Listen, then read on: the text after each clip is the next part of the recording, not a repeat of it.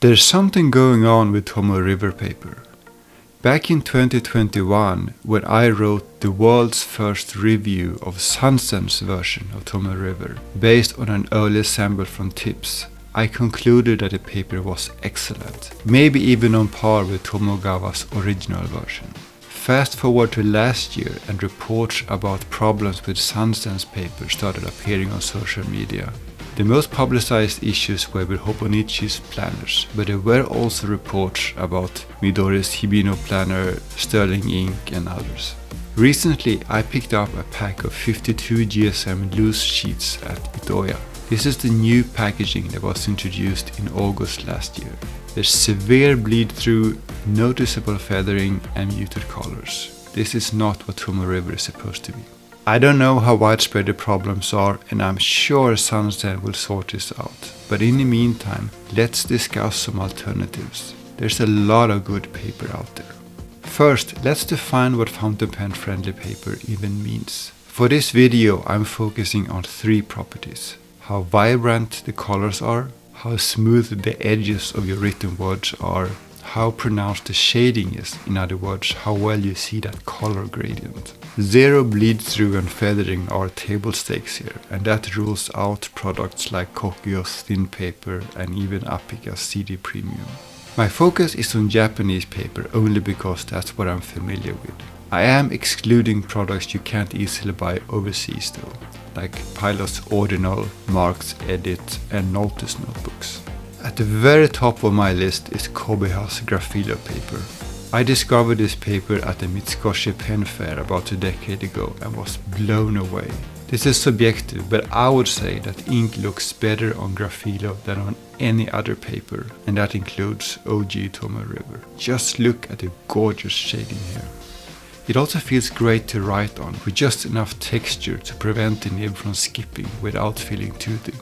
There are a few downsides. Ink dries slowly, Kobeha's Grafilo lineup is pretty limited and they're expensive.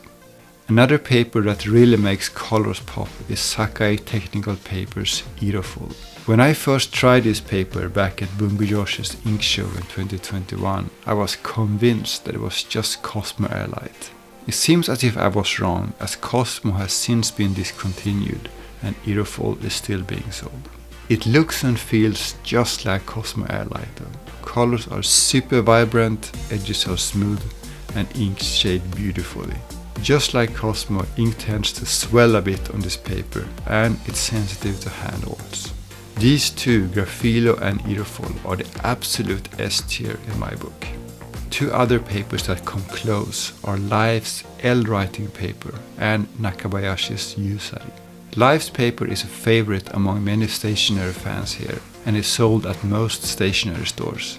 Life's lineup includes planner refills, pocket notebooks, soft and hardcover notebooks, memo pads and more. Life's premium paper, called L writing paper, comes in white and ivory. Inks look vibrant and shade almost as well as on Grafilo.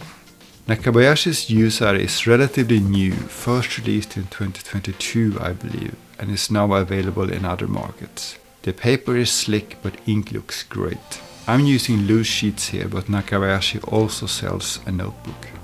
Then there are a few papers that don't quite reach Life and Yu-sari level, but are still very much fountain pen friendly.